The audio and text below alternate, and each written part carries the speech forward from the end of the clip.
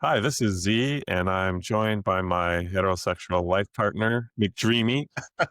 Our third partner, Grady, couldn't join us for week one, where we go over uh, the games, and then we also will go into our three categories. So we have three categories: players, teams, owners. Who knows? We'll kind of figure out week to week.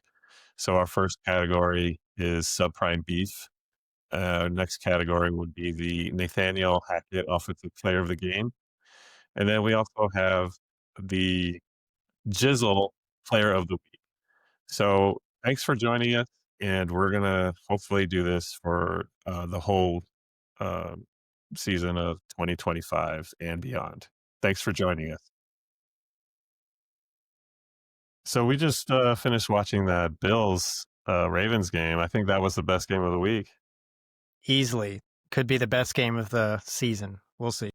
I just do the podcast in this voice. Oh, Black Al. I just want to snuggle up to John. Oh, you see that throw? Josh Allen, his hands are so soft. Can I be in his loving embrace? I guess what I'm trying to say, Josh Allen, is will you marry me? Make me the happiest man in the world. You know, Al, I used to play receiver, and if I just had the chance to catch one of Josh Allen's balls, I tell you what, I don't know what I would do. Just a moon ball. Boy, if I caught one of his balls, I don't know what I would do. I'd be the happiest man on the planet. All right, this is the Valley Sports Podcast. Some of you are wondering, why do this? For me, I was during the Diamondbacks run to the postseason, to the World Series, and there's just a lot of lopsided commentary, just a lot of analysts saying that we didn't belong here, and I was like, oh, we could just do our own thing. And at the time, I was working full time, doing school. You were doing the same thing, and I just thought that we could do the same thing, and it would be less biased. So we're gonna concentrate on local sports teams. So right now it's the Cardinals, and then we'll also do this with the Diamondbacks by next year. If they make the postseason, maybe we'll do something. But we got the Suns coming up as well. So Uh, yeah, yeah, so that'll be interesting. we don't have to worry about the Coyotes anymore. So That's sad. Very sad. all right. It's very sad. So are you ready to? Well, I had this question. So in that game, and we talked about it earlier, is a very odd ending. Would you trust Josh Allen? Would you want to win the game with Josh Allen's hands and his balls, or you want to put it in the kicker's hand later, who I guess he just signed this week, and it's very odd because they had to use all the timeouts on defense to stop the clock, and then it just seemed like the Bills down the ball and expected the Ravens to call timeout. That last kneel down, the Ravens didn't call timeout, so it's just like, okay, get the field goal unit up there. Let's win this thing. But No, that was their last time out. They didn't even try to throw it into the end zone once. Yeah, so it became obvious that the objective of the Bills was to get rid of the Ravens' timeouts with, a little more than 30 seconds left. So they just kind of kneeled the ball 3 times. The Ravens used all their timeouts. And like you said, it seems they trusted Matt Prater instead of Josh Allen. Or I really think that this shows that the Bills didn't quite trust their defense, or they didn't want Lamar throwing down the field. They didn't want the Ravens to get the ball back with 39 some odd seconds. So, that's a really interesting choice because, like you said, Prater was signed just, I guess, a few days before. And they're saying the Gamecast, yeah, he's comfortable. He's played here before a total of 3 times. And in fact, he's been here 3 times. He's comfortable. He just came from the Arizona Cardinals. So it's, quite a different climate. They play indoors in the deserts in Arizona. So when they started this game, it was 57 degrees, and it was probably a bit colder than that by the time they got to this kicks. That's it's an odd decision, but this is like, it kind of reminds me of like advanced analytics. Like this is, it's like the game within the game. But at what point are you playing chess against yourself instead of the other teams? Well, it's one thing It now. I've worked out. never been accused of thinking too much. Just win the game. Yeah, I mean, you know, when you've got Josh Allen and those hands, and he Just just trust throws you Josh the ball, Allen. that beautiful moon ball. You just gotta look up at it, and you just gotta catch it. But they'd rather No, kick the field goals. nobody's going to want to stand in the way of that free train.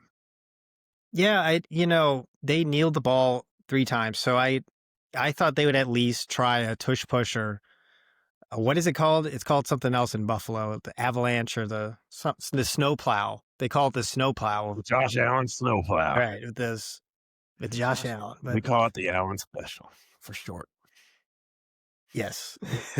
um, but yeah, it's just an odd decision. I mean, this could be the best game of the year already, but many more weeks to go.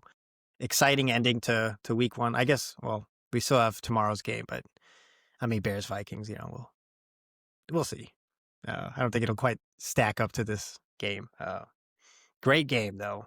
I really did not think the Bills were going to come back, but they got the MVP, Josh Allen, on their team. So it'll just make sure everyone can see it. That's a great looking shirt there. Lovely shirt. Great pose. Yeah. I So love he's, Josh I'm already calling it MVP again, twice in a row. of my heart. Josh Allen. So, pretty good. He's the best quarterback in the league by far at this point. Mahomes has the legacy. Jackson's obviously his adversary, but just talent wise, I mean, he can do it all. I would let Chris Collinsworth take it away if he were here. He's had a lot to say about Josh Allen in the way that he kind of spoke about Mahomes in previous years. But yeah, it was a fantastic game. So the Cardinals played the Saints today in New Orleans Superdome. I thought the Cardinals, they should win this game. They were favored by 6.5 points. And they won the game. The defense maybe looks a little shaky. I don't expect Spencer Rattler to, come within a score, I guess, of the Cardinals. It reflected the line. I think the score was 20-13. So, 6.5 points. That's pretty much right on. It's week 1. Cardinals have a bit to work on. I thought Kyler looked pretty good. There were times where I was kind of shaking my head because he did the whole, I'm going to run backwards and then to the side and see what happens. And sometimes he just kind of got sacked. But, he found his favorite receiver, McBride, and I thought, he connected with Harrison on quite a few plays. So, Harrison got a touchdown. I think the bulking up may have helped him a little. I'm just looking at some of the stats here. It seems that Kyler had less than 200 yards for passing. My whole thought process with this Cardinals team is that Kyler doesn't have to be this, I'm going to throw 300 yards. He doesn't have to be a Josh Allen type. And notice that you and we were excited about talking about the Bills, Josh Allen. Now we're talking about the Cardinals, serious voice on. Kyler Murray doesn't have to, 163 yards, and they won the game. That's kind of what they want of him. They want to get that running game going. So today it was Benson. Connor didn't really, he had the touches, but he didn't have the yards. So only 39 yards for Connor. I liked what Harrison and Kyler had. And it seemed like McBride and Kyler still are, they're kind of chugging along. They have that relationship going on with McBride getting open. But watching the game today, it just felt like, oh, they look really good. And it's like, oh, that doesn't look good. Or, it's just the word that comes to mind is inconsistent. They're sloppy. The offense is inconsistent. The coaching staff didn't play the starters all, but I think they just played the first game and then they just kind of sat them. So I kind of expected this, and I also think of this saying, a win is a win. They did what they had to do. Take it. Let's let's move on. Yeah, I mean, that's definitely why I feel disappointed a little when players starters don't really play that much in the preseason. I get it, like, you know, they're not gonna play the whole game or anything like that, but you gotta get some reps in there. I think that sitting out of games or practice, can lead to injury. We do see that with players that sit out for contracts, and there's kind of a higher chance it seems that they'll get injured during the season. So, that consistency and the reps, it definitely helps. Yeah, the last thing I want to say is that I was more excited to kind of see the Cardinals defense. I wanted to see what's signing all those free agents, signings, Sweat. What's going to happen? Are they going to put pressure on the quarterback? Are they going to look kind of like the Eagles junior team? I will say this, though. I think maybe last year's Cardinals defense, they would have given up because I think the Saints were close. I think they were on the other side of the 50, on the Cardinals 50, looking to score to tie it up. And that defense did hold. So for what it's worth, hey, they got the win. And that's kind of what I take from that.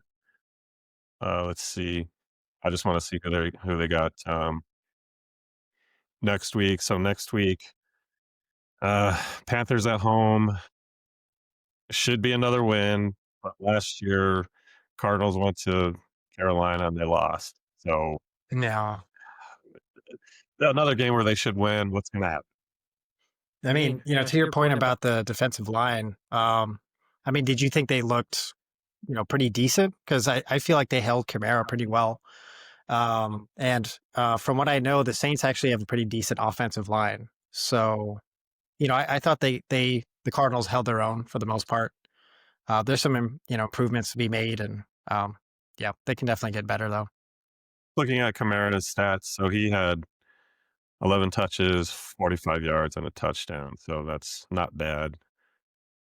But I don't know. I think the Cardinals, just from my perspective, they're just playing with expectations now. It's like, playoffs. Let's play a little bit better against a team that's kind of challenging for the worst record. Yeah, I mean, this may have been a case of sloppiness or playing down to your opponent, but like you said, a win is a win. So we'll take it on to the next week. So the next game we're going to talk about the 49ers and Seahawks. So this was actually a pretty exciting game. I was looking forward to it. Had a little bet going with my manager for lunch. So I had some investment in this game. All Uh, right, you make a wager with her? I did at lunch. So Cardinals record versus Niners record. Who's got the best record at the end of the year? Lunch. Kind of lunch we talking? There's lunch and there's lunch. I don't know. I was gonna joke with him like, hey man, I'll get you the kids menu. Anything off the kids menu, you can have. Is it, are you saying he looks like a kid? Yeah, just a little shorter, short guy. So I did like this game. I wanted to see how Sam Darnold played. Yeah, to see him And it goes. just not very he didn't play very well. But Seattle traditionally they like to run the ball. So Charbonnet, Walker, uh, I mean, it was just kind of like one of your slugfest NFC West games. I was looking at Purdy. He actually had 2 touchdowns and 2 interceptions. Yeah. So this is what my fear was with Purdy. If that running game isn't going, is he going to be able to carry the Niners to a win?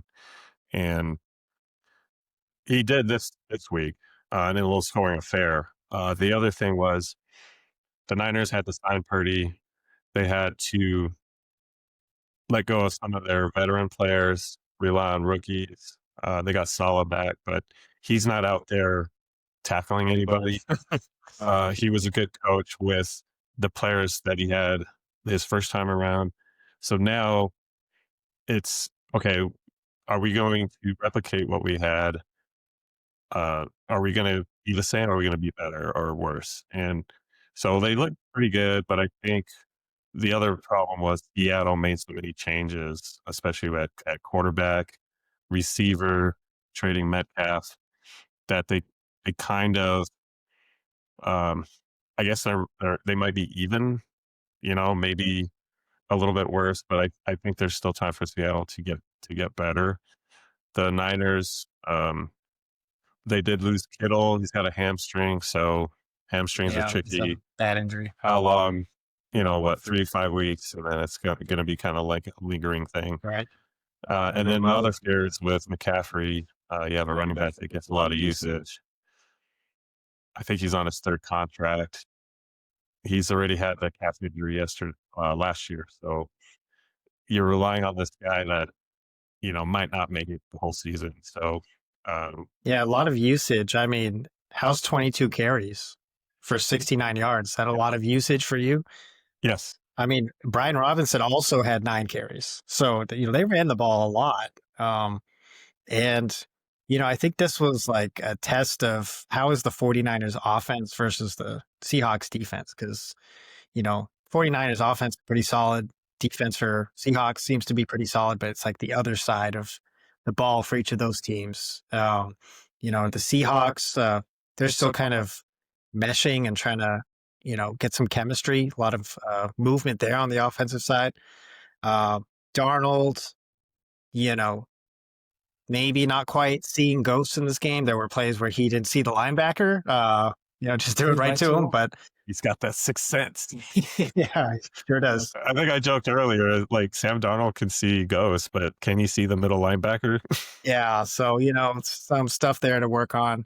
And I think, on the other side, the 49ers defense, it's like they just are putting in guys to figure out if they're going to stick. So, um, interesting game. I don't want either of these teams to win, but someone has to win, and the 49ers today. So, I predicted they would win this game, but it seems like they kind of struggle to do so. So we'll kind of see how the injury status of a few of these players is as we move along. McCaffrey's ankle, but that hamstring injury for Kittle, um, and whatever else may come. So, um, yeah. Yeah, I was looking at their receivers here. So Jennings, he wanted another contract. Pearsall did really well. He had over 100 yards. No Ayuk. And then, yeah, where's Ayuk? So I don't know if he got hurt. It seems that way. So, wow, Pearsall, 4 catches though. So he only had 4 looks. Yeah. 108 yards. Oh, and then that tight end, Tungus, who filled in for Kittles. He had a How do touchdown. you say it? Tungus? Tongs? Tungus, I think that's what they said.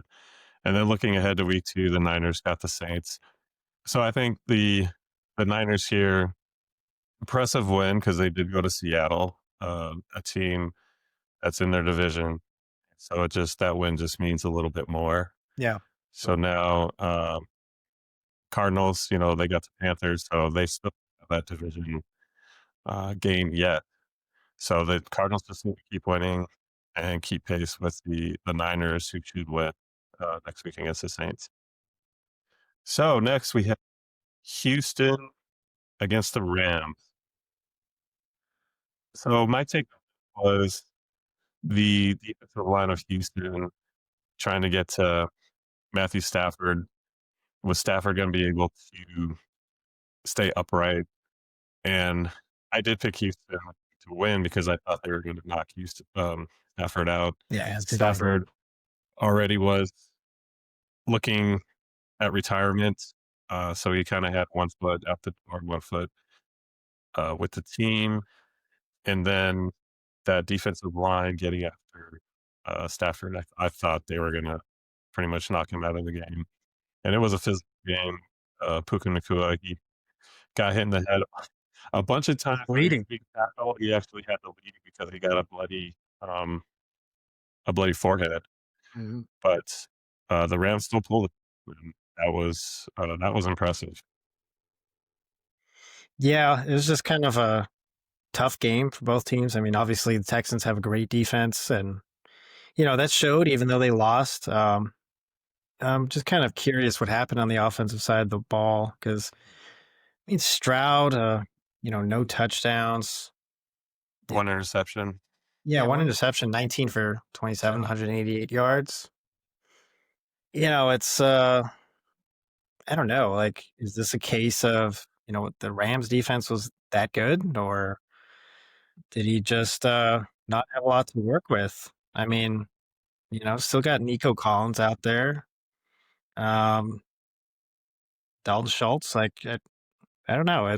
I'm not sure what sort of hindered them. So I guess the Rams were just kind of able to box them up. Um, yeah, I really don't get it because it's the Texans are to me they're like a team that has a lot of potential. Their defense is great. I think their quarterback, he had an amazing first year. Second year was kind of there was a little bit of injury there, a little bit of regression. Second year slump, but I guess now it's kind of like who is he for real? And I don't expect him to be not necessarily this bad. I wouldn't say he was that bad, but just somewhat pedestrian. So we'll kind of see how they play the coming weeks. Yeah, CJ Stroud, I thought he was an upcoming quarterback, and he just seems to kind of his play is flatlined. So you want to see your your young quarterback progress year after year, and it just seems like he's kind of stagnant in his growth. So maybe I don't know if who the quarterback coach is there or the offensive coordinator, but it just seems like Stroud is just kind of a leaf in the wind. He's just kind of floating around, and Yeah, he does have, I think, a couple of rookie wide receivers that were added to that offense, and then like you said, Collins. I know they're missing their starting running back. He got hurt, but they did sign Chubb. Um, but that Rams defense, it's for real. Last year, they proved it in the playoffs, going up against even the Eagles.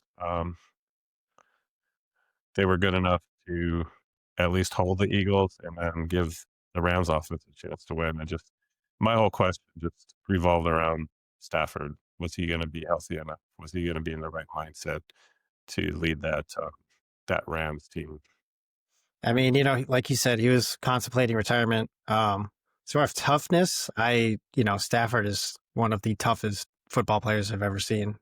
He once separated his shoulder, then proceeded to throw a touchdown pass to win the game when he was with the Lions. So, I believe in him as much as his body is able to keep up, I guess. So that is the question: is he gonna kind of be Yeah, able to get out there and play? So, yeah. And just looking ahead, so I know I gave the Niners week 2 opponents, the Seahawks. They got the Steelers in Pittsburgh, so that should be interesting. yes, Metcalf reunion. Uh, yes. I would still look at probably the Steelers to win that because the Seahawks have to travel, and then that offense for Seattle still kind of working things out. The offense for the Steelers seems to be humming along. It's just that defense is a little worrying. Yeah. I mean, we'll get to that, but that was a little strange to see. That's such a high scoring game.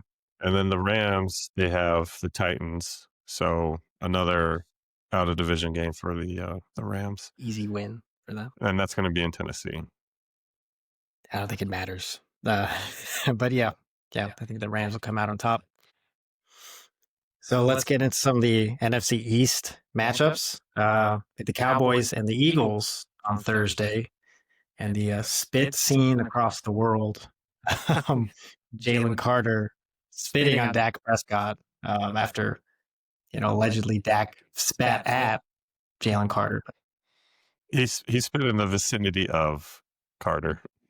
Definitely. So, there's some controversy there. If Dak kind of instigated this, but I think this ultimately comes down to who made contact, or so.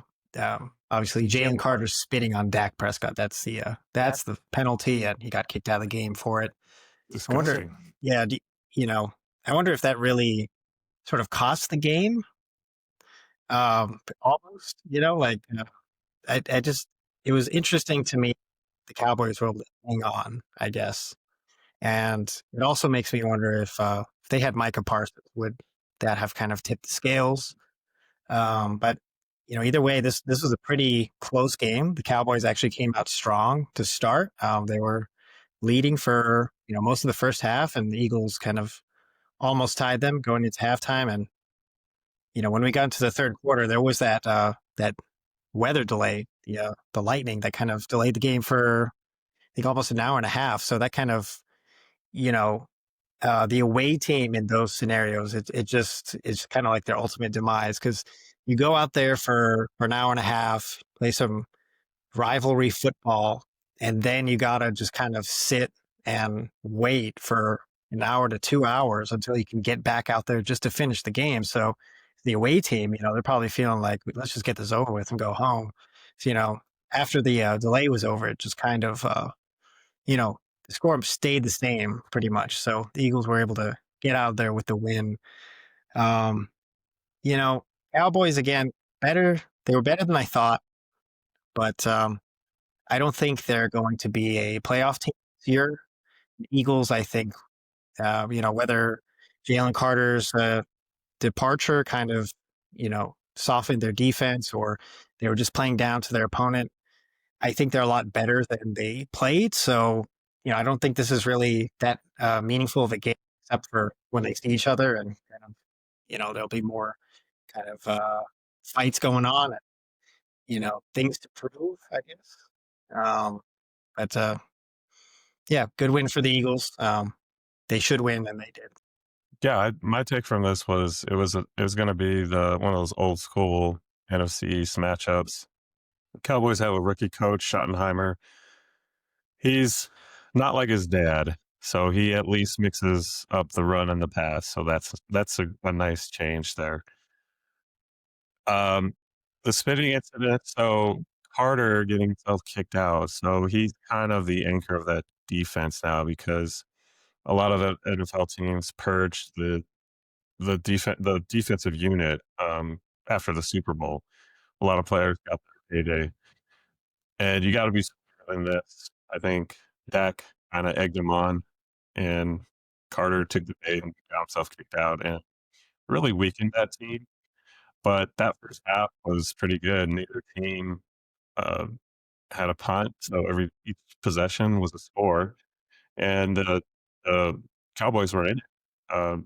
I know they really can't stop the Eagles' run game, and They did better though. yeah, they did. They did a lot better, and then that second half, it just seemed like nobody, uh, nobody, all the offenses were like, "Yeah, we got this," and then the defenses just kind of went out and showed up, and there was only one field goal scored in that second half. Mm-hmm. But yeah, going back to Carter. So the other thing is he might have to face suspension. So he might have to miss more games. I haven't heard anything yet about him getting fined or suspended. So he's probably going to get both of those. And then on the other side, you have Jerry Jones kind of running this team like the mindset of an owner in the 80s. It's my way or the highway. Now you have to cuddle players. You have to soothe their egos. You can't just treat them like crap. You really have to make the player feel welcome and feel accepted, and that the team needs them. And that's probably more than likely what happened. You think that's what he's not doing? That Jerry Jones isn't doing. Right. I think with the whole Micah Parsons Well, if you're a situation. billionaire, you're used to having things your way, you're probably more likely to say, here's what I'm going to do. I know they went back and forth where I guess the agent for Micah Parsons said like, "Oh yeah, you can wipe your ass with the contract" or something like that. Who knows what happened? But Micah Parsons now is on the Packers, and the Packers now are Super Bowl favorites. So, and you don't want to lose. I don't want to say generational talents like Micah Parsons because it really has yet to be seen. But he's a really good player, and the type of player that if it could energize the team. I know Diggs, um, when he came back from his injury last year, he was already really good friends with Carson. He said that, "Yeah, I just lost my best friend." So if Micah Parsons really energized the Packers, so on the Cowboys side, losing Michael Parsons, that it's creating this hole, and that needs to be filled with the next talented player. And I Kenny don't know Clark. who actually filled that hole for the Cowboys. I think Kenny Clark can fill that. I'm sorry. Kenny Clark. Can he fill that hole? I mean, he's decent. I think that's why they had a little more success stopping Saquon and Jalen Hurts to a small degree. But yeah, he's no Micah Parsons for sure. So that definitely is a big hole to fill. Yeah, we have yet to see because the Cowboys did get some picks for Parsons. I think So they're almost meaningless because I think the Packers are going to make a playoff push. So it's like, you're going to get what kind of pick are you going to get at best? It's not going to be a top 10 pick, not even top 15. So I don't know. yeah, I agree, but you can still get a player or two that can help that team out. And I just think that, from my opinion, this really hurts the Cowboys and it helps the Packers Oh yeah. much more. So just looking at week 2 for the Cowboys, they got the Giants, um, Eagles, probably. Oh, geez. Well, they got the Chiefs, so they could really use Carter. So, Yeah. So, going back to the Carter potential suspension, do you think this is a situation where the team suspends him or is the league going to get involved? no, the team's not going to suspend. The league has to get involved. They're not going to. The Eagles aren't going to suspend their best defensive player right before they got to Yeah. play potentially the Super Bowl opponent for this Right. year. I feel like this is like wagging your finger, like, don't do that again, but we need you. So suit up for the Chiefs. Yeah, but this has already happened with Carter. I think last year, the coach Yeah. Sirianni had to get in his face about something, and then I think Carter was laughing at him. So I don't know. Maybe Everyone was. hopefully he understands what he did because he's a talented player, and he's already got a Super Bowl. So is this going to It's going right to cause his him ego. to kind of not hear everybody else's advice? Right. And one of the things that I thought about when a player earlier was on the Cowboys, it was Leon Lett. So Leon Lett, very talented defensive lineman. Famously in a Super Bowl, he recovered a fumble, was running it in against the Bills, kind of let up towards the end. A wide receiver BB tracked him down, knocked the ball out of his hand, and it became a touchback. And then he also had um, like a brain fart with on a field goal. So the Cowboys blocked the good ball, and he tried to recover the football. But if you're a defensive player, you don't want to touch the ball. And so the other team recovered, and I think they scored a touchdown and ended up losing that game. So, is this going to define Carter's career, this fitting incident? He has yet to be determined. But hopefully he gets his act together because he's a really good player. I mean, he has the potential to be a Hall of Fame player. It's just he needs more discipline for sure. There's some outbursts we've seen already, and if he can control himself, he has the chance to be one of the greatest. So we'll see. So game of the week, Giants, Commanders. I almost said Redskins. It's okay. You can say it here. I'm old. So I don't think either of us really have too much to say about this game, but I do like Washington. I like watching Daniels play. And then one of the more interesting things that they showed on the replays was Dayball trying to give Neighbors a high five, and Neighbors didn't see it. So Dayball had to just hug Neighbors. Good play, man. Real good play. Yeah, it's always awkward, but funny for the viewer to see when the high five gets missed or, handshake or whatnot. But yeah, I mean, this was definitely not the game of the week, in my opinion. Let's see, the Giants had 6 points, so Russ wasn't able to cook. Yeah, I saw him maybe had a couple plays, but he got sacked a few times. The the Commanders, their offense looks pretty dynamic still. I think the addition of Debo is going to help. There were concerns that he was a little pudgy in the offseason, and I mean, he looked pretty powerful today. So, they definitely, I won't say even needed him for this game because the Giants just didn't look too good. But Who do you think gets fired first, Dayball or McDaniels?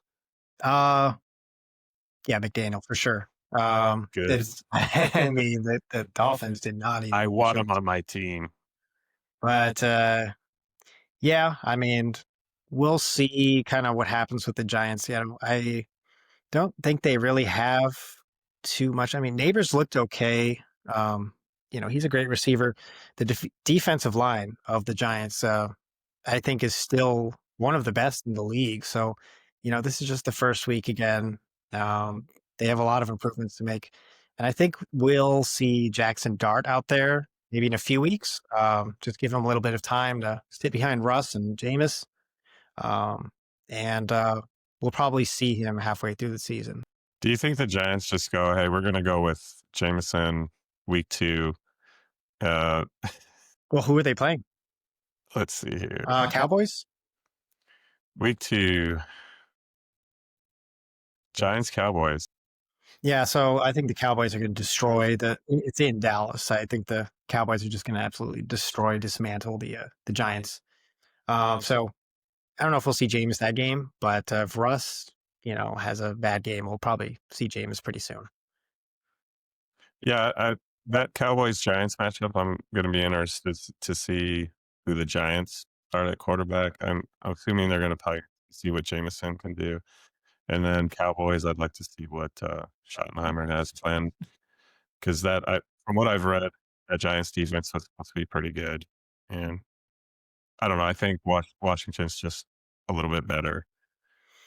Yeah, and I think Washington's defense is kind of, I don't know, shaky. Like it's probably their weak point. That's what they need to work on. So, yeah. So week 2, Thursday night, we got Commanders Packers. So that should be good. Ooh. Um, Well, the Packers are looking pretty damn good. that seems like a playoff preview. I feel great about my pick for them making the Super Bowl. They look pretty fantastic with Micah out there as well. But yeah, I think that Commanders probably lose this next game.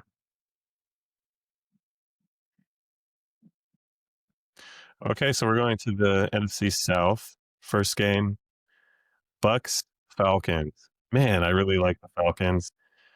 Damn it, yep, they didn't rely on Koo to try to tie that game up. But I liked what Penix did. He had that really good play where he dove for a first down, but it looked, when we were looking at it, it looked like he did get the first down, but then fumbled out of bounds. But the refs He gave fumbled him into the end zone. down. So that was interesting. But overall, it was a really good game. Robinson looks amazing. He had over 100 yards receiving, and It's only 12 for 24 carrying. just looked really electric. I think he's one of those players, though, that you just have to get him in open space. Maybe not so much like a battering ram, like just running him up the middle. I think you have Algiers for that. So, Baker, he still looks like the real deal. And they just that offense just keeps rolling along, and that defense makes it interesting at times. But this is another division game. You're going to have kind of ups and downs.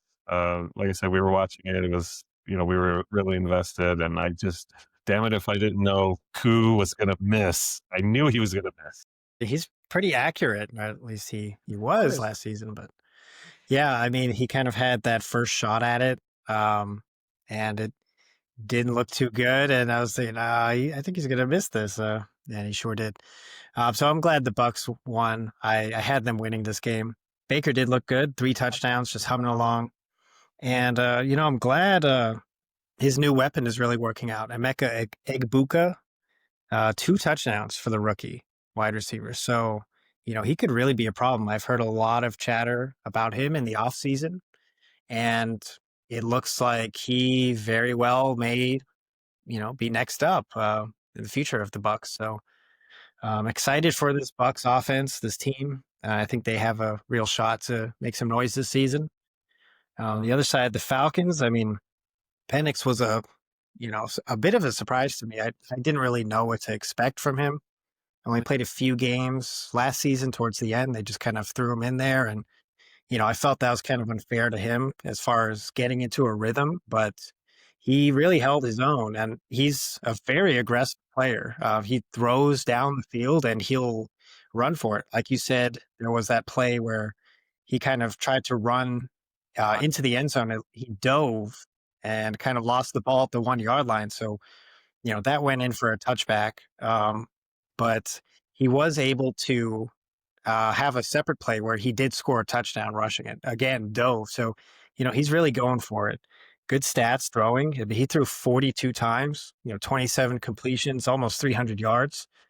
Is that too much? Solid. Do you want Yeah. Penix throwing? I mean, hey, the stats look good, but if you look at the rushing side, Robinson 24, Algier 24, and Penix actually at 21. So yeah, it wasn't working too well on the rushing side, but again, like I expected Bijan to, be pretty good rushing the ball. Instead, he had 100 yards receiving, so kind of made up for it, I guess. So I don't know. They're a curious team. They have some weapons to work with. Drake London looked pretty good. Didn't really know how he was gonna look coming into the season. Young receiver with a lot of potential. Kyle Pitts actually had a few plays. He had 59 yards on 7 receptions. So there's a lot of upside on this Falcons team, I think, and they could cause some problems for their rivals in their division. Yeah, I think London and he got hurt. I don't know if he came back No, in did the he? game, but last year, I mean, this division, it's Bucks or Falcons, and last year Falcons swept them, lost the division. So maybe this year Bucks will sweep the Falcons. Falcons will win the division. So I'm only saying that because I picked them to win it. I picked the Falcons. Yeah, I don't know. I have the Bucks going deep into the playoffs. And then looking ahead, so we got Bucks and Texans. So that ought to be interesting. That should be a good game. That's on Monday night.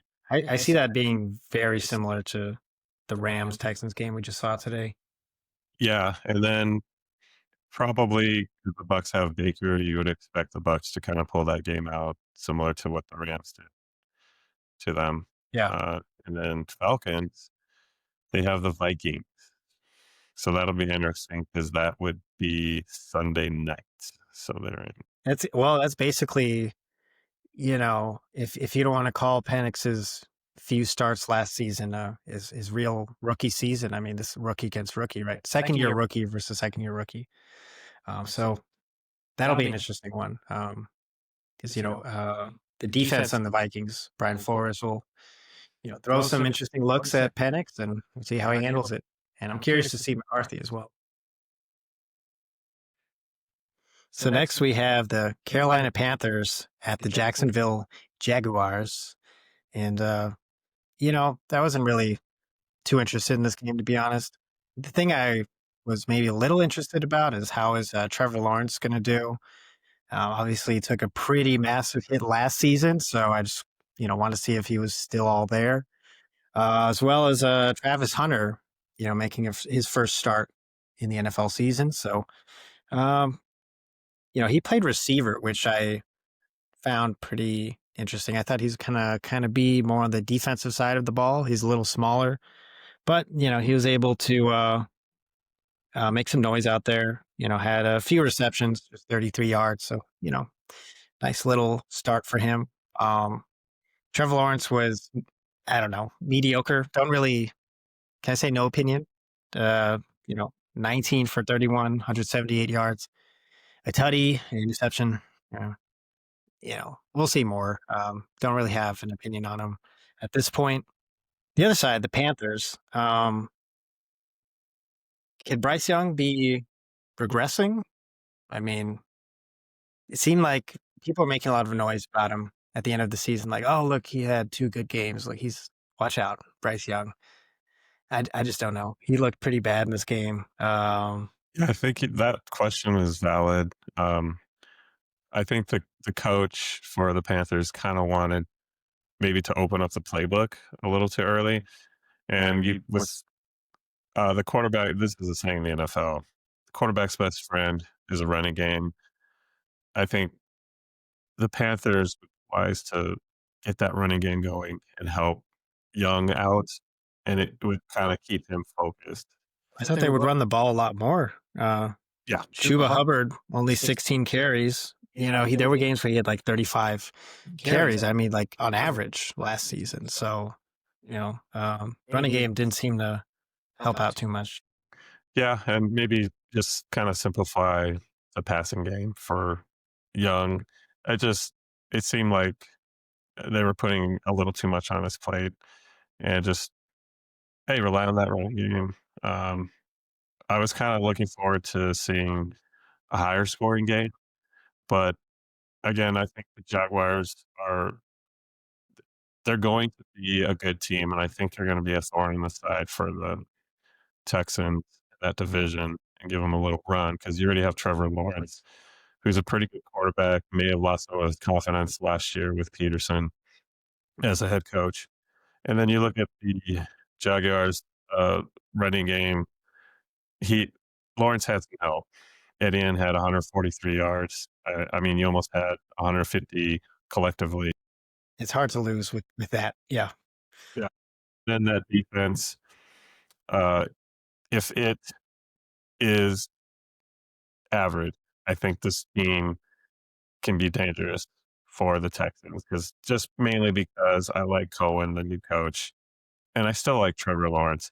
And I think last year somebody asked me, if you were like the Raiders GM, would you trade for Trevor Lawrence? And at the time, I, we didn't really have a quarter. We had two guys playing the quarterback position. Yeah, I would have traded for Lawrence. Yes, You would please. have taken anything. Yes.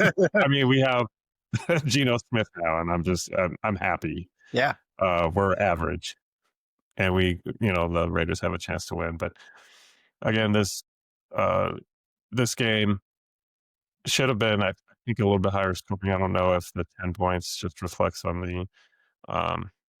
the stoppage in play because they had, I think, like an hour and a half Oh, stoppage that's right. in play, and They had a weather they delay. went back up and started the game. But the Jaguars also had a play where I think there was a fumble and the defensive player ran the ball back. I mean, they would have had a few more points. And I think the Panthers actually scored a touchdown on that drive because there was a foul on the Jaguars. Like, gave the Panthers back the ball. So this game, I think it had the feeling of a blowout, and I mean, it's a 16-point difference, and I don't think the Panthers were really in that game to begin with, and just looking forward to week 2, which is interesting for me because I have the Jaguars as my Super Bowl pick sleeper. Yeah, that's that's crazy for me. Jaguars, Bengals. So that'll be interesting. I Uh, don't know if it will. if that offense, the Bengals offense doesn't turn it on, I mean, who knows? that's They going to be almost another lost close today. game for them. Yeah. And then we got Panthers come to Arizona for the Cardinals, where if the Cardinals play their game and take care of business, they should be 2-0. Yeah, Cardinals should win that. I think for me, the question for each one of these quarterbacks, because now they've each had a few years. For Trevor Lawrence, I mean, he made a run into the playoffs in his second year, the pretty good Jags team. And, can he do it again? Does he still have it? Um, for Bryce Young, the question is he really a number one pick, or was he just kind of maybe picked too high, as some people speculate? So, we'll see if Bryce can show something in the next few weeks, but not a good start for him for sure. So we'll see. All right. Lions at Packers. So this was a game that I was waiting for, and I want to see how my Packers would do, and they did not Your disappoint. Packers. Super Bowl selection, they're making it. Anyways, they had signed, they got Micah Parsons in the trade, and he made a few plays out there. I'd say energized the team overall. And I just feel like this game was a bit more one sided than I thought it was going to be. I had anticipated that the Lions were going to take a step back, losing both of their coordinators, but I didn't think they would be this flat. They had no running game. Goff was surprisingly pretty good. 31 completions on 39 attempts, almost 225 yards, touchdown and interception. Um, not bad, I would say. Maybe expect more in the touchdowns, but you know, pretty good stats overall. But still, the Packers were able to just kind of pour it on. I think the Packers are a more complete team at this point, while the Lions might just kind of be figuring it out with their new personnel, their new coordinators. So, they've kind of got to some reflection to do, to figure out who they are again.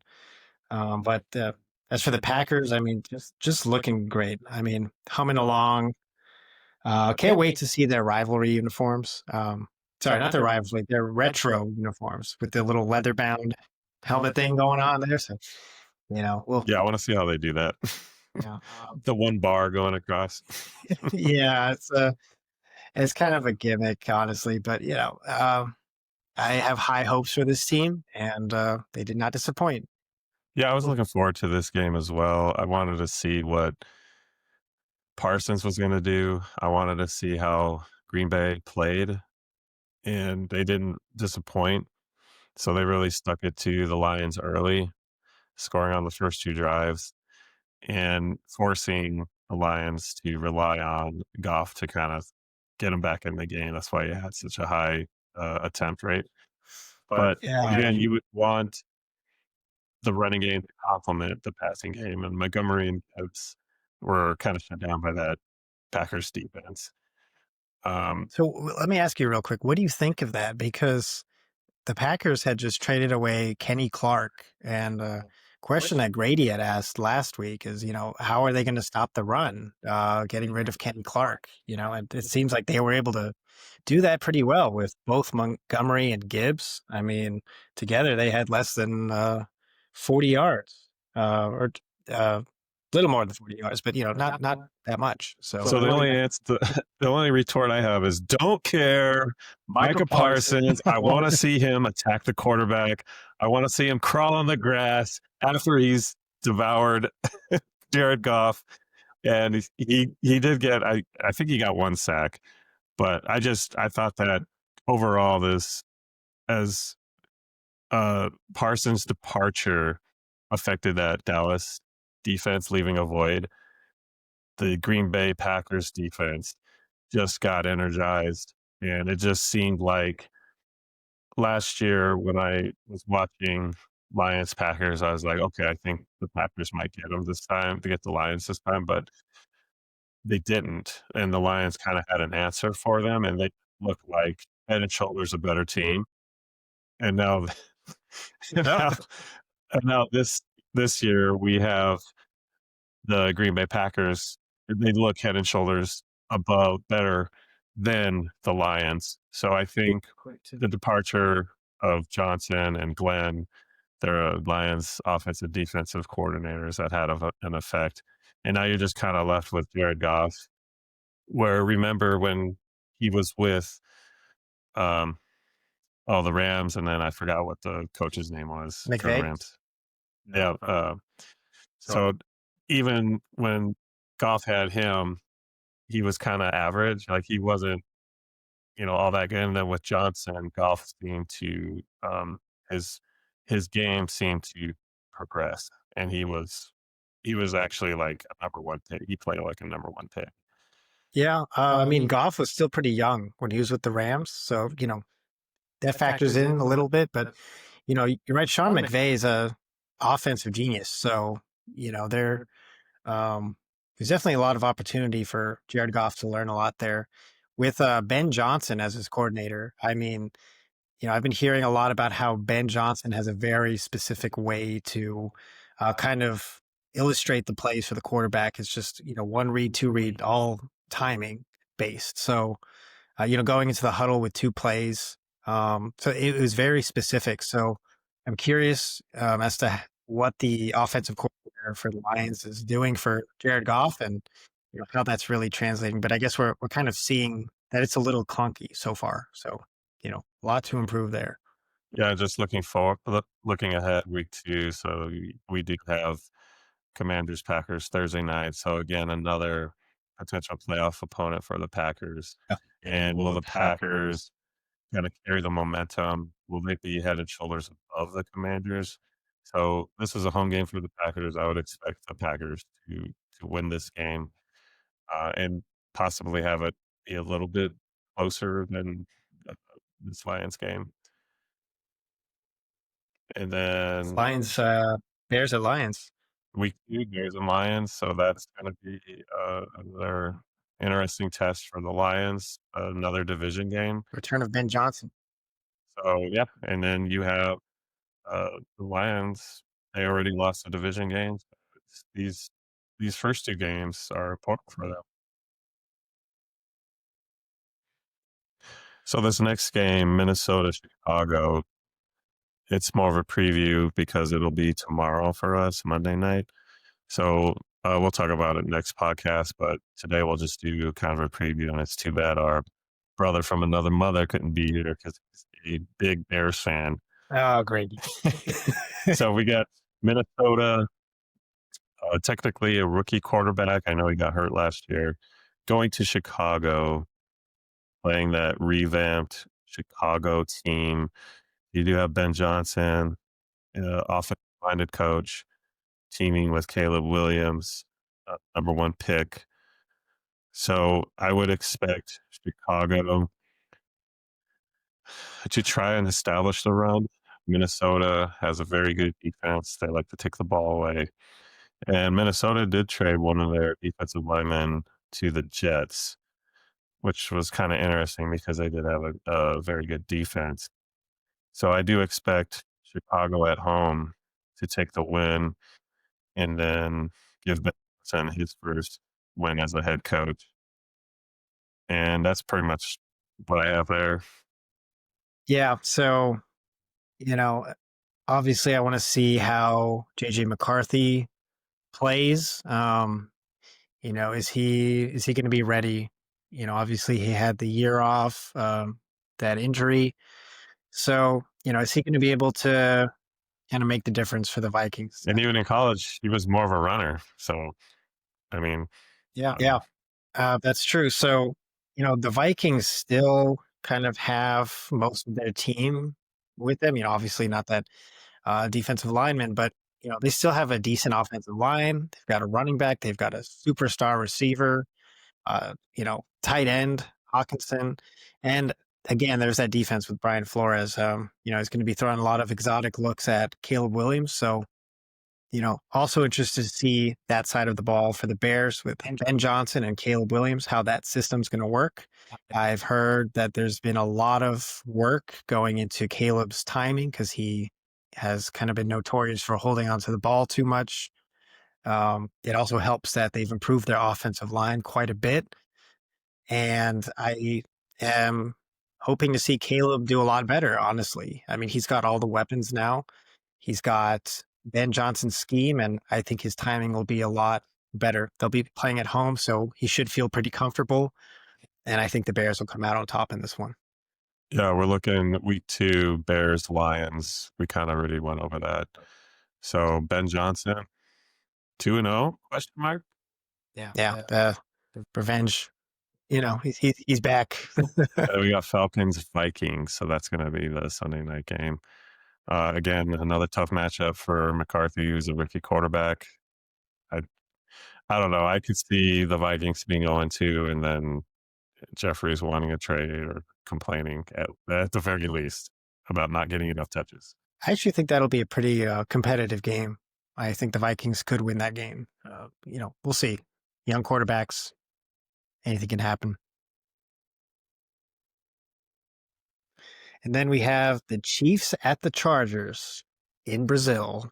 So neutral field. I thought the Chiefs were going to win this game, come out strong to the season. I'd heard that there's been a lot of work that Mahomes has been putting in, the rest of the team. They've got this attitude like, we're back and we're going to make it back to the Super Bowl. But they largely fell flat for me. It looked like the team I saw in the Super Bowl where Mahomes was just kind of trying to improvise and patch things together as best he could. And you just can't really rely on that for the entire game. They had no running game to really help them out. So, Mahomes was both the passer and leading rusher. On the bright side, it did remind me how amazing Mahomes is as an improviser, but you just kind of can't count on that the entire time when you have a aging Kelsey or Mr. Taylor Swift, rather. And A question about Mahomes. He sat out his first year, I think, all but one game when he filled in for Alex Smith. all right. Do you think sitting out that year made Mahomes the player he is today? Getting that year to kind of reflect? Um, I think it helps. I think with the young quarterbacks coming into the league now, there's kind of some impatience and just like desire to get them out there right away and can kind of go one of two ways where, it could work out, especially if they have good pieces around them. But if they don't have, let's say, an offensive line, and they just get demolished on, in every game, and it could really just kind of destroy their outlook going forward, their confidence. So, for Mahomes, I think it was pretty beneficial to kind of sit behind Alex Smith because Alex Smith was a pretty good veteran. That he could make plays happen, and he was a little bit of an improviser too. So, I wonder if Mahomes kind of learned some of that from him. So, I'd say it did him some good. Yeah, I was looking forward to this game. I do have the Chargers winning the AFC West. It's kind of Still think that after yes, this game? I think it's kind of ridiculous that the Chiefs have won the AFC West so many times and consecutively, mainly because my team's in the division and they haven't been very good. But Who's your team again? watching this game, it's like Mahomes is like in the Matrix, like he's throwing like rocket passes sideways. He's falling down. He's running away from the defense, heading out up and out. And he just chucks it 40, 50 yards. The receiver sneaks behind the defense and they score a touchdown. I don't know you know, that's why I asked, just sitting out that year, did it, I don't know if it just caused Mahomes to study more, if it just made him hungry, like, to be on that field because as a player, you want to play. And, he essentially sat out that year, but, started one game. Kind of the rest is history. Like that offense just kind of took off. But the Chargers, I do like what Harbaugh is doing there. Again, I'm a little bit older. Running the ball is always going to be part of the game. You want to wear that defense out, and that's kind of the key to I think, beating the Chiefs is that you have a team, an offense that can run the ball, that can wear down that Chiefs defense, and Yeah, that Chiefs just warm down. defense really likes getting after the quarterback. Like that, the defensive coordinator, learned under Jimmy Johnson, the former Eagles defensive coordinator who did like to blitz. And Spags just kind of took that kind of principle of blitzing and went to the Giants. The Giants historically they beat that undefeated Patriots team in the Super Bowl, and they mainly did it with that defense, not Eli Manning. It was the defense, and then the Chiefs. Now they complement Mahomes, one of the better quarterbacks to ever play the game, with that Chiefs defense. So when I see the Chargers and how Harbaugh was constructing the team, like I think he had his first draft last year. He got an offensive lineman. This year he got running back. So the thought was, well, they're going to cut the ball. And I think in this game, they kind of, switched it up a little bit. I know Herbert had like over 300 yards passing. And towards the end of the game, when they were going to run out the clock to win the game, there was a play where the receiver towards the right, he just kind of ran and up and in towards the middle of the field. And then Herbert just being, I think it was, they needed like 15 yards and he got it and more. And the Chargers being a scary team. And I'm not looking forward to playing them because, again, my team's in the division, but I do like the Where's your Chargers. team again? I like the Chargers. I like the Chargers to win that division and dethrone the Chiefs. Okay. Yeah, I could very, very much see that. There were a couple concerning moments in this game for the Chiefs. If you're a Chiefs fan, towards the end of the game, as Herbert is trying to basically ice the game, just get a first down. I saw a play where they put Chris Jones as an edge rusher, and he kind of went inside and he allowed Herbert to get outside and basically just run for a first down. And I could see there's a scene where the Chiefs defenders are basically yelling at Chris Jones and they're just kind of arguing, about what he should have done. So, there's a little bit of infighting going on. It's just not very good team chemistry going on there. There's another play, the offensive side of the ball where Travis Kelce runs into Xavier Worthy. It Mr. actually, Taylor Swift. yes, Mr. Taylor Swift runs into Xavier Worthy, and basically take for the game. Like you really messed with the shoulder there. Now I'm still actually waiting to kind of see how long that's going to put Worthy out. So, Yeah, that's a good point. So they were missing Worthy. They were already missing Rice for his suspension with his accident. yeah, so a lot of questions for the Chiefs. So is this the Chargers' year? Very well could be. Chiefs are in trouble. Yeah, so just looking at week 2. Oh, yes. So Eagles, Chiefs. So again, looking at the Eagles, they might be playing without one of their better defensive linemen, Carter. Chiefs, more than likely, will be without 2 of their receivers. So that interesting game. It's in Arrowhead, and the Yeah, Charger. Chiefs Oh, want to win that one. Chargers, Raiders Monday night. Well, how you feeling about that? Tim? Not so good. Yeah. Well, they look pretty good today, the Raiders, I mean. They did all right. Okay, so Raiders are my team. So this is Raiders Corner, a little side podcast here. So I've been a Raiders fan since Bo Jackson was the running back. Cardinals were not in Phoenix yet at the time. So it's been mostly disheartening to watch this team because they did make the Super Bowl one year, but it was against their former coach, and it was kind of bittersweet to play him in the Super Bowl.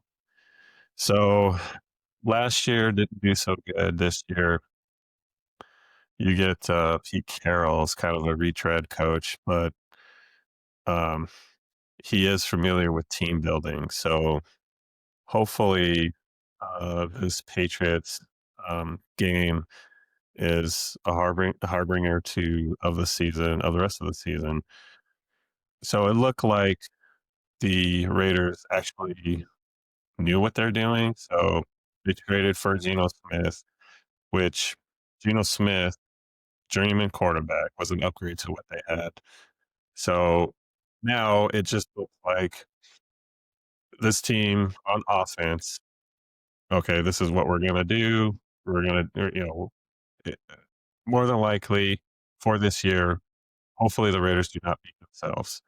Hmm. So they have Bowers, one of the more dynamic um, tight ends, more of a receiver than a blocker.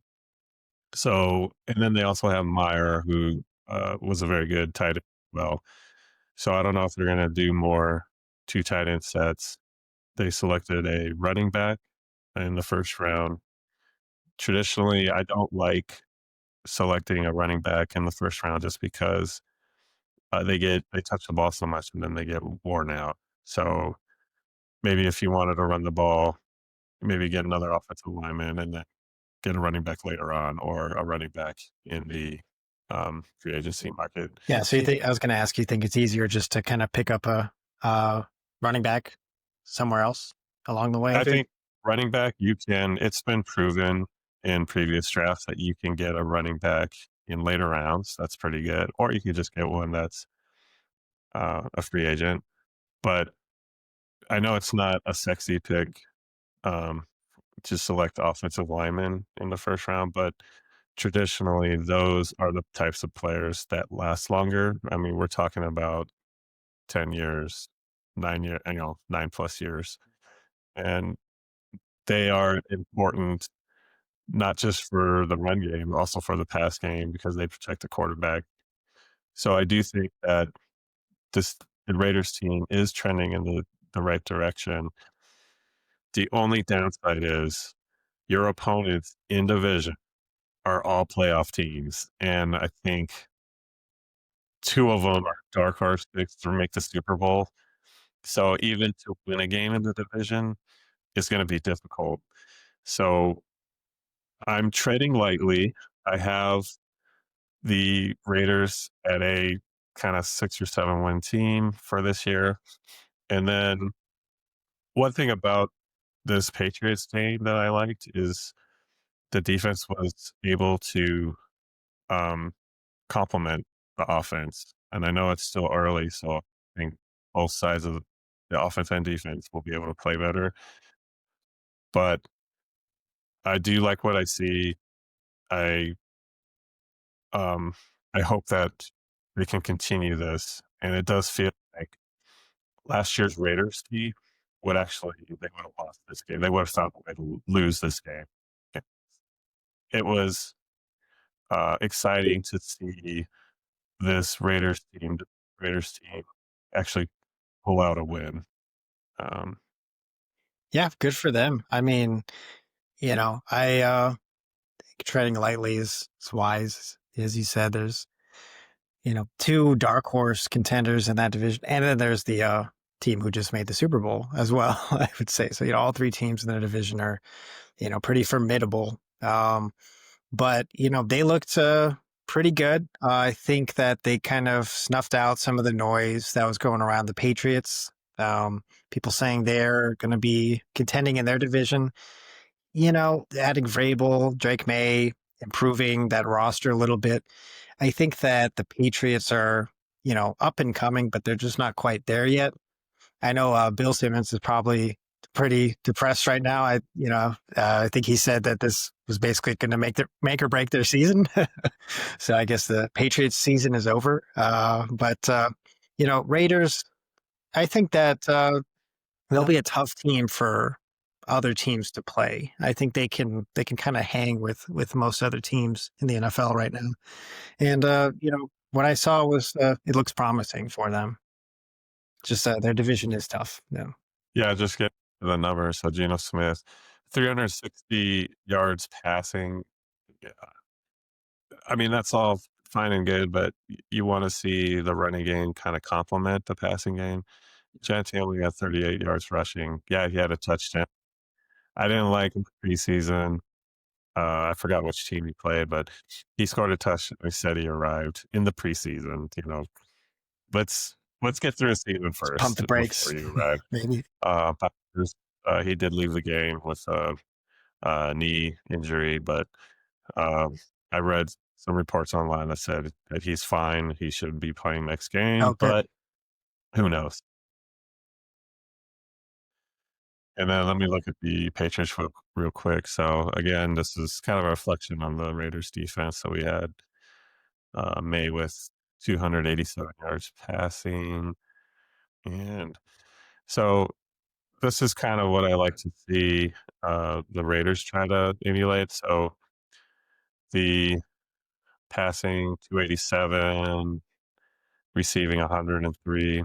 I thought they had more rushing yards, but it's nice to see that um, the Raiders kind of held that rushing game down, but the Patriots didn't really hand it off too much. So you had Henderson with 5 carries, Stevenson with 7. So they were kind of really they were kind of concentrating on that the passing game and then going after that Raiders secondary, which is supposed to be a little bit weaker than that defensive line.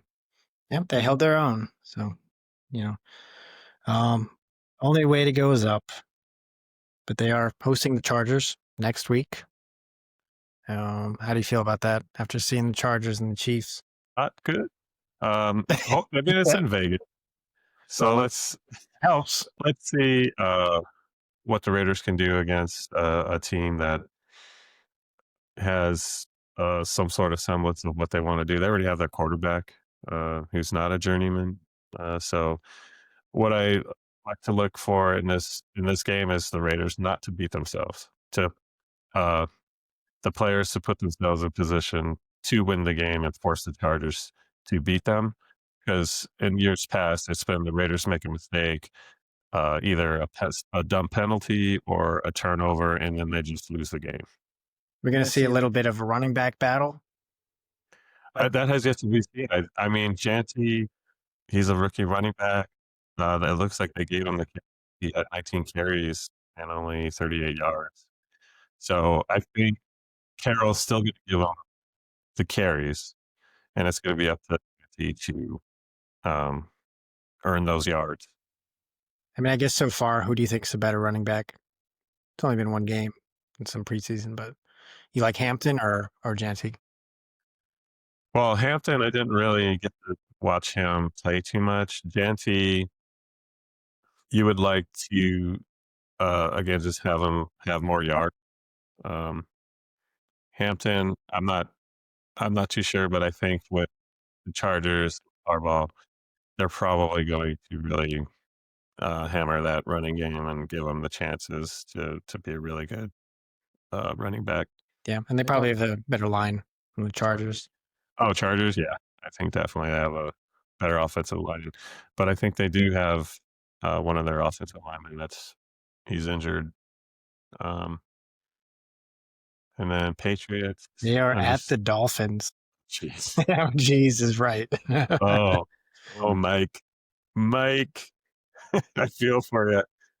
But I do want him on the Raiders. I want Mike McDaniels for the uh, offensive coordinator. Yeah, I mean, you think he's going to be fired Jump this to the season? dark side. I mean, that I wish it were colder shirt has never been more relevant for Mike McDaniel because he's probably going to be the first coach hired if it keeps going this way after what they just did with the Colts there. But yeah, I think I don't know how to predict it as far as Patriots Dolphins because I almost think of it as a fluke. I'm in disbelief that the Dolphins lost to the Colts like this. I guess I want to say so. Yeah, It's up for grabs next week. I think. just play an early prediction for this game. Patriots maybe a little upset that they lost to the Raiders, but I think the Raiders are a little bit better team.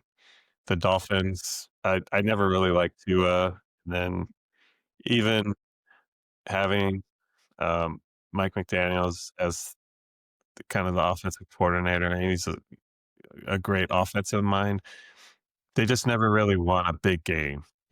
All the All right. teams that they played, they were under 500 and not playoff teams. They would smoke them. The playoff teams, they just had a much more difficult time. Yeah. So I think this game, I would look for the Patriots to pull it out on the road and look for Bill to be another um, distraction. So I think he was already in today's game. Bill was already yelling and complaining. Yeah, it might be his last year here as well. So yeah, I do think the Dolphins will actually come out on top next week, but it'll be interesting to see. So next week we have Tennessee, Denver. Tennessee's got a rookie quarterback. Didn't really do too good overall. His numbers under 12 yards passing, no touchdowns, no interceptions. That's a good thing. But they did jump out to a 3-0 lead. It seems like they gave the Broncos um, a good game. A good game. It was 20-12. Um, Tony Pollard, 60 yards rushing, and then the Broncos. I think Nick's kind of kept the Titans in the game with 2 interceptions. He only had 176 yards passing, but I think the running back Harvey kind of um, stole the game. He had 70 yards rushing and only 6 carries. So, and then in relief of Dobbins, who's kind of like that old veteran running back. But um, for the Broncos at home with really good defense going up against a rookie quarterback, I think they probably wanted a better showing. Um, they probably wanted a better showing from Bo Nix, the quarterback. But it looks like they might have something in Harvey. Um, I don't really see the Titans really doing all that much this year. Maybe Ward, hopefully, he just kind of progresses as a quarterback. Um, it really helps that Titans team. Are they going to get the number one pick again? They could. They're Um, pretty bad. yeah, I mean, I think they're in the running with the Saints and Browns for worst team. Yeah, But again, I mean, they were on the road, so right. First game for the rookie quarterback. Yeah, I mean, Cam Ward was all right. He took care of the ball. That's the least you can ask for from a rookie quarterback. So no interceptions, no turnovers there. I thought the Broncos would kind of just sweep them away. Though they kind of hung around a little too long. It was a lot closer than I thought it was going to be for much of the game. I thought the Broncos really kind of improved their roster. Bo Nix kind of gelling more with Sean Payton. I thought that they would just kind of come out and make easy work of the Titans, but that didn't really seem to be the case. Dix had a couple turnovers there. So there's still some work to be done. I, coming into the season, had the Broncos kind of going into the playoffs, maybe winning a game. But they didn't look too great today. Just some jitters. They're sloppy. Some work to do there. But overall, a win is a win. yeah, looking ahead week 2, so the Broncos are playing the Colts in Now, Indianapolis. I have no comment right now. I don't know. I don't know what the Colts are. I don't know what the Colts are either. Because Danny Dimes has returned, it seems, to get a good way, so that'll be an interesting game, Yeah, and the Rams are taking on the Titans, so that could be another tough game. Another going up against another tough defense. Veteran quarterback in Stafford. I think the Rams will just kind of blow them out. Yeah, expect a game to be over probably at the half. But a wise man once said, "That's why we play the games." Do you play to win the game or?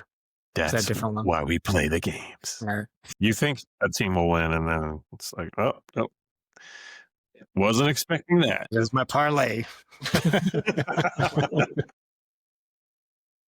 So the Dolphins played in Indy versus the Colts, and That's the rumor.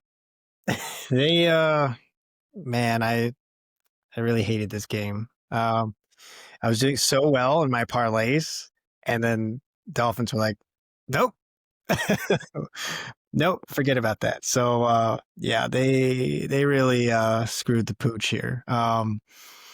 This was embarrassing, uh, in my opinion.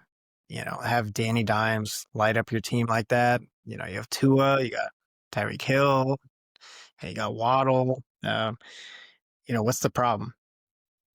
What's the problem? I mean, 8 points, and this was just kind of like a late score. 8 points to 33 for the Colts. I don't get it. I think Mike McDaniel is on the hot seat, and that seat's getting hotter. I uh I could see him being the first firing this season. I think the Dolphins right now they look rudderless. I really don't know what to make of this team because they had the weapons on offense and they couldn't score. Tua turned the ball over twice. Um, the defense they added Fitzpatrick. That was supposed to help. It didn't seem like it did. Danny Dimes, Daniel Jones looking like you know, one of the better quarterbacks in the league. So, I wonder if he's taking some strides to get better or if this was just a fluke. But this was a very confusing game to me. I didn't really expect it to be a blowout like this. I didn't expect the Dolphins to lose at all. So a lot of questions, more questions than answers for me. I do want to see where both of these teams go next week and how they do. What'd you think? Yeah, this game was a disaster for the Dolphins, and very surprising to see throughout the day how the Colts were just tearing that Dolphins defense apart. So Tua only had 114 yards passing, and it caused a Zach Wilson sighting. Oh, So the he's other back. thing, the other thing is, they showed us a shot of Tyreek Hill arguing on the bench, so he's going to become a distraction. I think Waddell got hurt in this game. The Dolphins last year and the year before, a very good offensive team, defense not so much. Had a hard time winning against teams over 500 playoff teams. Really ran up the stats against teams under 500. Didn't really weren't looking forward to playing in the playoffs. And the Colts, they saw something in Daniel Jones. He's starting over Richardson. So what does that tell you about Richardson or Well, Jones? we were shopping Richardson. I know the Colts were looking to trade him. Relationship Again, seems over. the Raiders were mentioned just because of their quarterback situation, but they ended up trading for Geno Smith. So the one thing I do like here is that the rushing. So you had Taylor and Giddens. So you had over 100 yards rushing combined with them to complement Jones, who had 272 yards passing. And the Colts, they do have Pittman, who's a pretty good wide receiver. They had Warren, and he had 76 yards receiving as well.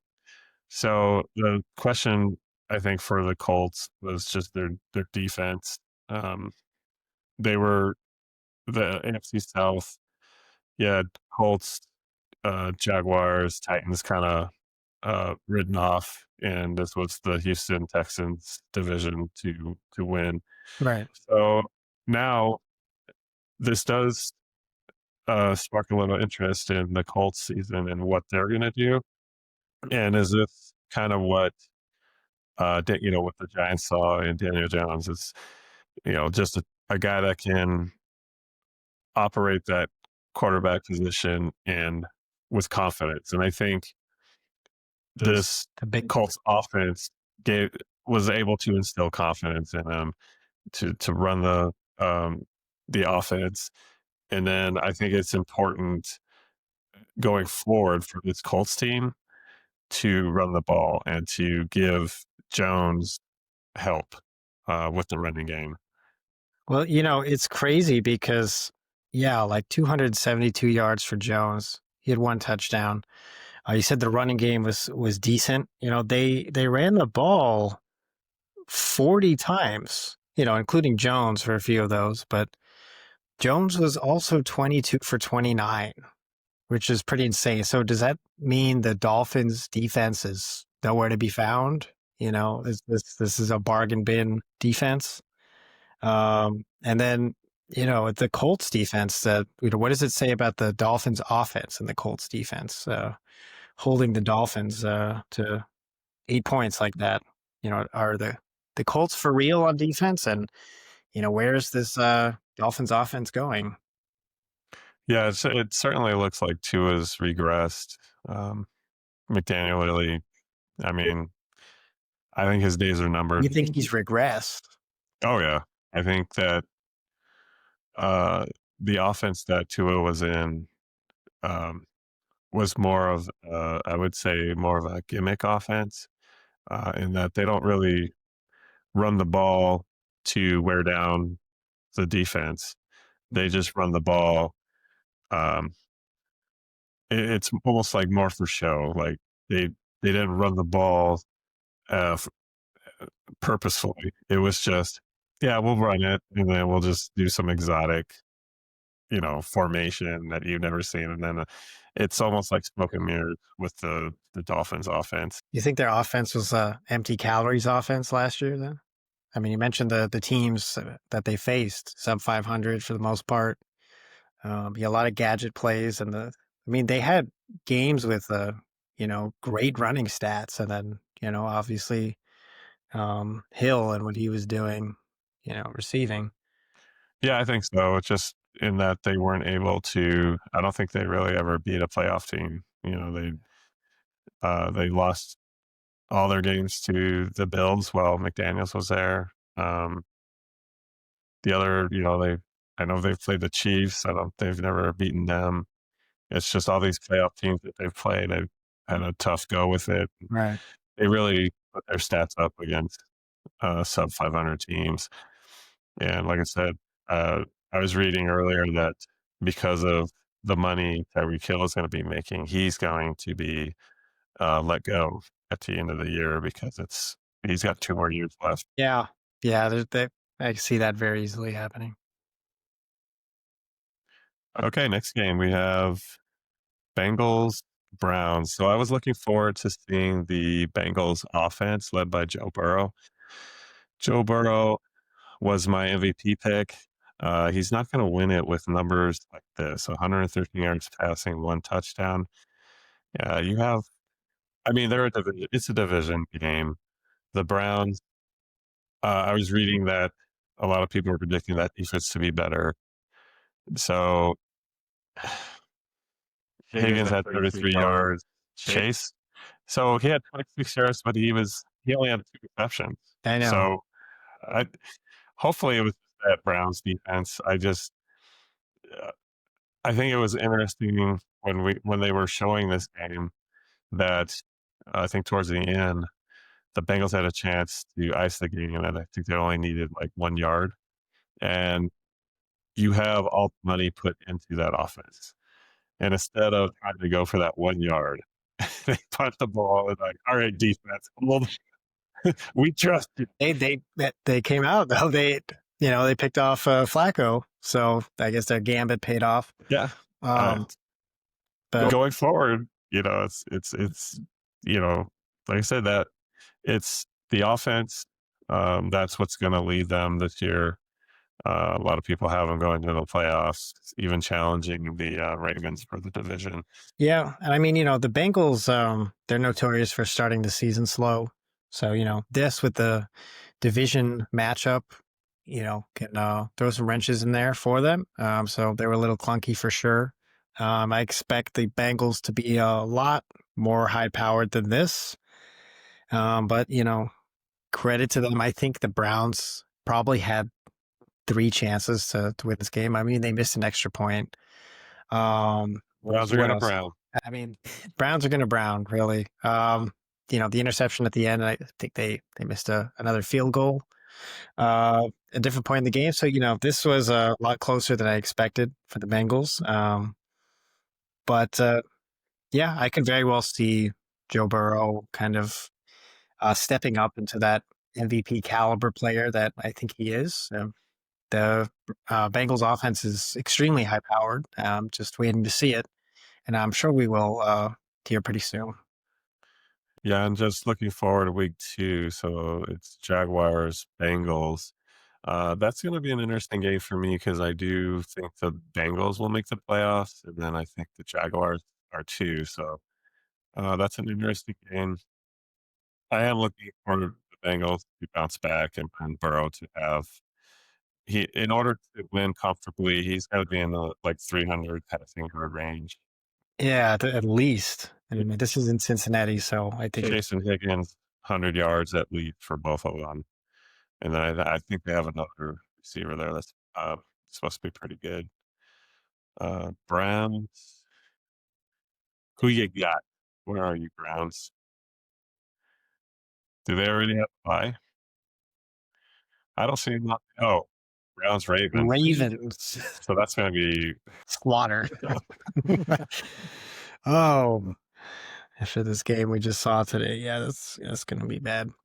yeah. Okay. That's just what the Ravens needed. Just a little rest, I guess. Yeesh. Okay. Next, we have my team of the year, Pittsburgh Steelers, the New York Jets. And, this is an interesting game because you have basically quarterbacks switching teams and then trying to get their revenge on their former team. So I thought this was going to be a fairly low scoring game. I thought the Steelers would come out on top pretty easily, but Justin Fields had different ideas. He looked like a, MVP caliber quarterback today. Yeah, bad He intentions. had bad intentions. He looked pissed out there. Like he looked like this was like the game of the year for him. He was doing flips at a point to try to get into the end zone. He was really putting it all out there. And he did not make it easy for that Pittsburgh defense, which seemed to bend quite a bit, giving up 32 points to the Jets. Steelers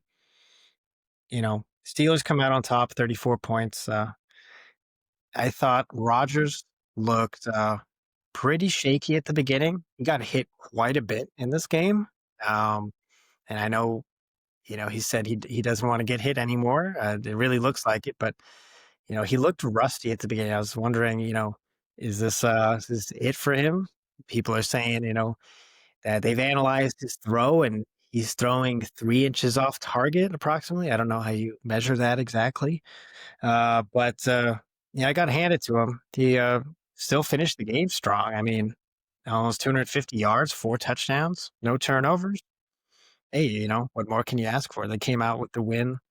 Um, it's that, defense for the Steelers I'm a little worried about. I just didn't expect them to give up that many points to the Jets. So, that'll be interesting to kind of monitor as we move along in the season.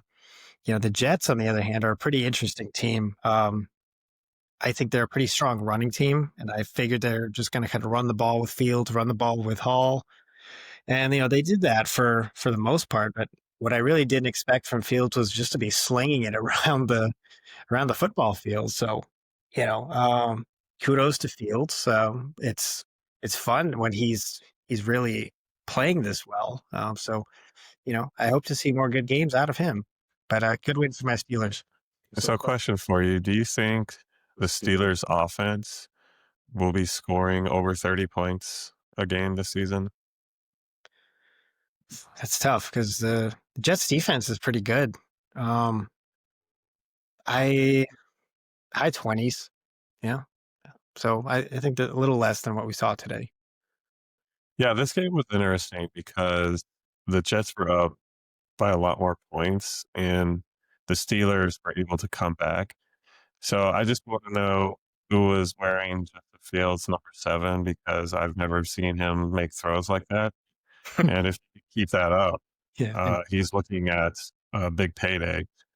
But yeah, I agree. I think when you're playing your former team, there's a little payback in mind. yeah. So what I kind of gather from this isn't your dad's Steelers defense. I think the offense for the Steelers is going to have to score points. So unfortunately, even though the Steelers won, this might expose the Steelers for the season. And the reason I say that is because they're in the division with the Ravens and the Bengals, and those two teams can score points. So this is a foreboding game. You had the Jets, they had a rusher with over 100 yards. They had a receiver with almost 100 yards. And then you had a quarterback just seemingly doing whatever he wanted. He could have run the ball, throw the ball. And then on the Steelers side, you have an aging quarterback. I just hope uh, I just want the Steelers to be competitive this year, and it just seems like this was kind of like a last gasp. Um, I just I thought that they were at the beginning of the year they were just putting too many players together for the first time and just trying to make it work. It does seem desperate, yeah. Yeah, it was desperate. So that was the word I was thinking of. So going forward, it's going to be interesting seeing this Steeler team progress or regress, and then what are they going to do in the future? This, Rogers, he's I think he's already mentioned this might be his last year. So they're going to need another quarterback. The Steelers need another quarterback. The Jets, they may have their quarterback now, but this was an interesting surprise. I think it's up there with the Dolphins Colts game. It's kind of like the surprise game to me. Yeah, like pair of In a good games. way, though, yeah. Just what what happened. Um, and I look forward to seeing the Jets under Coach Glenn and Fields. Can he just keep this up? So it'll be interesting. And then just looking forward to week 2. So uh,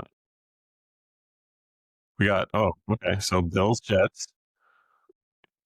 Okay. That'll be interesting I because the Jets they do kind of give the Bills fits. So Sure, but I mean, I think the Bills will handle them. I mean, they just came back and beat the Ravens, who are the best running team in the league, so I don't know. I don't think they'll have many problems.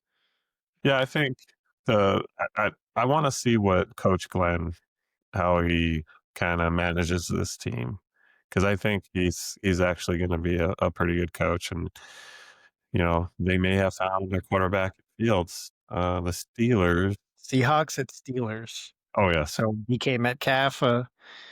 revenge game? Another revenge game. Um, Two teams looking for their first win. Uh, No, Steelers won. So so, oh, that's right. They did, or did they? oh, So I don't know. I would probably lean Seahawks in this one just really? because. Yeah. Let's see. Yeah.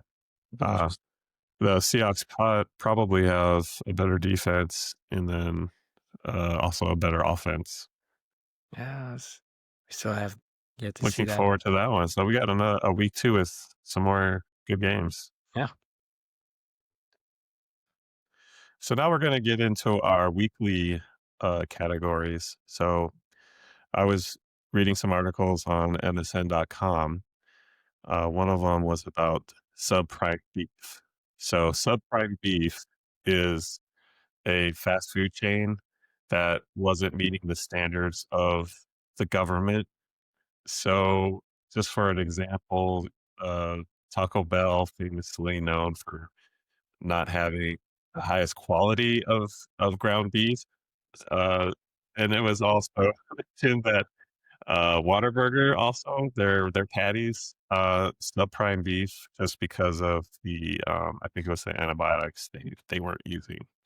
So, subprime beef, this category goes to, that team or that player that, does not perform up to their standards. So, these are all professionals, they all get paid, and just some of them, they might have a bad week, a bad game, and our first, subprime beef award winner would be the Dolphins offense. So, I Yes, don't very think fitting. I don't think anybody really saw what was gonna happen to them, but I think for me, that offense was always a little, I guess, a little soft, a little, gimmicky, and, uh, 2 as your quarterback, you just never kinda really know, uh, from week to week how he's gonna perform. So, we have the Dolphins, and we'll try it could be a player or team, and, subprime I think it beef, should be a player, but it's a team this week. It's a yeah, getting beat the way they did, they've all kind of, earned that subprime beef, uh, yeah. category. Yeah, they were my nomination as well. I mean, it just really bad. Uh, did I mention before that I lost a parlay because of them? Yeah, I just they weren't supposed to lose to the Colts, and they weren't supposed to lose like that. So just getting blown out like that, I can't believe it. So is Tua, you know, is he done? Is he regressing? I don't know. Easily, this was the subprime nomination. I expected the Dolphins to be a lot better, but it's maybe they're looking like the empty calories team, like the empty calories food you may be getting from Taco Bell. Yeah, and then we looked at the stats and we're like, "Did Zach Zach Wilson got in the game? Oh, he did. Is That's that where he's at? Zach Okay." Wilson sighting. That's how you know it's But Zach. now we know Zach Wilson's still alive, he's still in the NFL, and he's on the Dolphins. Yeah, Uh, uh, our next segment is the Nathaniel Hackett Play of the Game Award, and this is based on Nathaniel Hackett, being the coach for the Broncos, and getting called out by Sean Payton as being one of the worst, offensive coordinators, play callers in the game. So I think uh, I have two nominations. I think the winner for me this week is the deflection touchdown in the Ravens Bills game, where Dawson Knox tips the ball. So the ball's passed to him. He doesn't catch it, but it gets bounced up in the air. And who was it that caught it? Coleman. Right. Keon Coleman catches the ball for a touchdown. I mean, this was, late in the fourth quarter. So this was a really dramatic play. So I think that for me, that's probably it wasn't drawn up like that for sure, but it worked perfectly. So, that's my Nathaniel Hackett play of the game. What was yours? Yeah.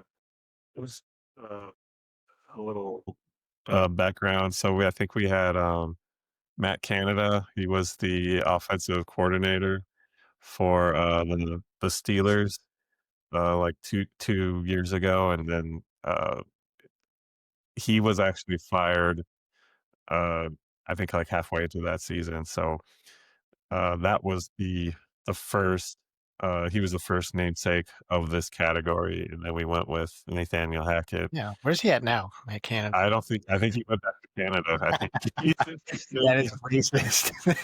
uh, yeah, but I had,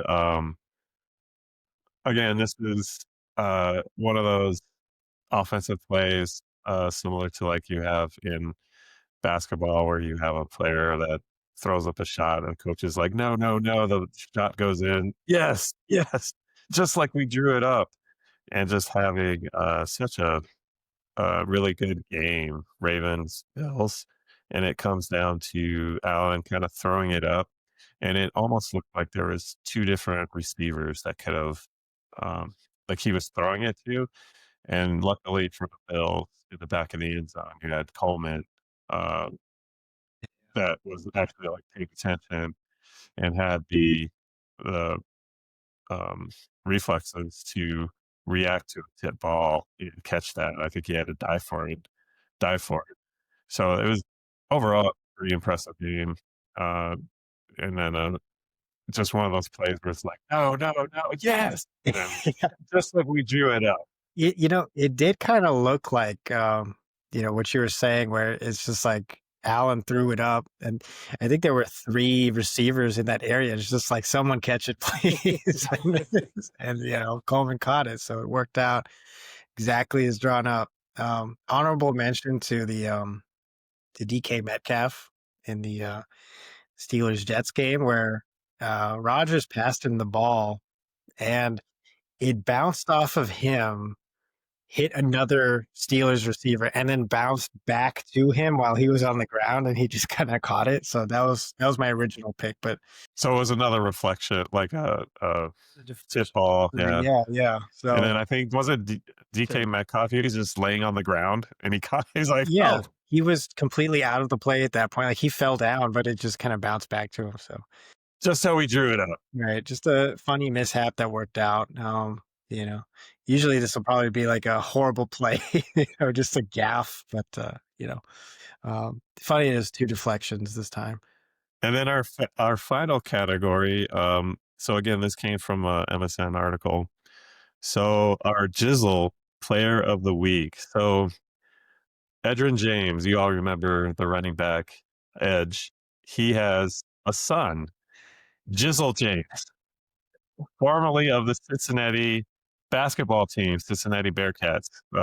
He got himself kicked off the team, and we kind of just came up with this category of this player that either gets like kicked out of a game or just does something absent-minded and really affects his team. So we call this the Jizzle Player of the Week, and uh, the winner, of course, is Jalen Carter of the Eagles, who took Dak Prescott's, I guess, kind of bait, and Dak Prescott first spit in the vicinity of Carter, and then Carter just took it upon himself to spit on Dak Prescott, which is Just it's stupid. disgusting. It's just yeah. And so it cost him getting kicked out of the game for the Cowboys and to Cowboys game. Now he can face fines, and then he's more than likely going to get suspended for multiple games. So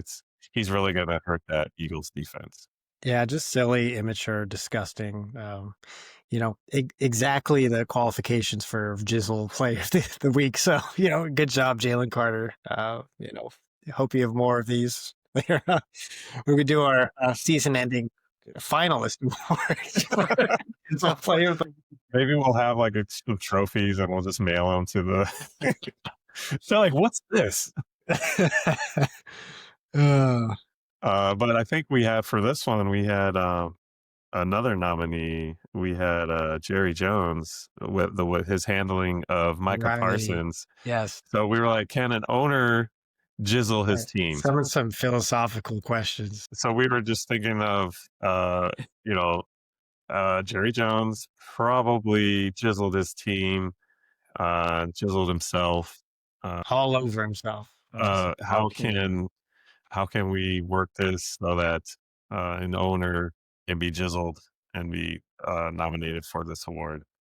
oh, he's sure done it to himself. I mean, yeah, that's just awful. But yeah, that's another good nomination. I mean, I have the same ones that they really just take the cake. I mean, obviously, Jerry Jones is jizzling.